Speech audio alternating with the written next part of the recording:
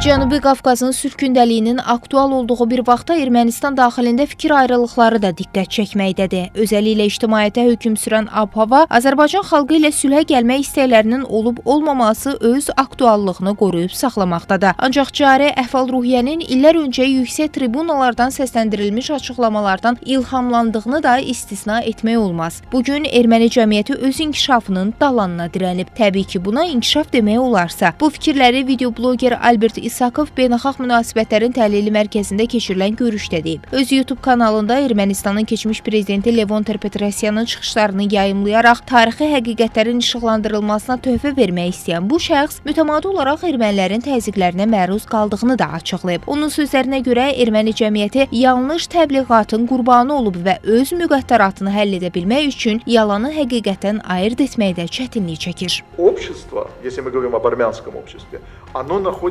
Əgər biz erməni cəmiyyətindən danışırıqsa, deməliyik ki, o müəyyən mənada öz şuurunun və inkişaf yolunun dalanına dirənib.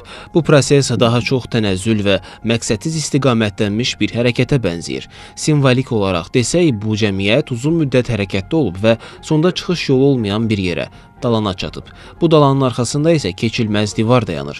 Cəmiyyət bu vəziyyətdən çıxış yolları axtarır. Mən bəzən Ermənistandan olan insanlarla ünsiyyətdə oluram. Zəng edənlər, yazanlar, arasında intellektual şəxslər də var. Onlar da vəziyyəti anlamaqda çətinlik çəkdiklərini qeyd edirlər. Bugün erməni cəmiyyətində hökm sürən əsas məsələlərdən biri də birgə yaşayışla bağlıdır. Özəlliklə rəsmi İrəvanın Bakının haqlı tələblərinə müvafiq olaraq konstitusiya dəyişikliyi və Minsk qrupunun buraxılmasını reallaşdıracağı halda bu mövzu aktuallaşacaq. Bunu dərk edən erməni əhalinin artıq proseslərlə bağlı öz gələcəyini proqnozlaşdırmaq iqtidarında olmadığı vurğulanır.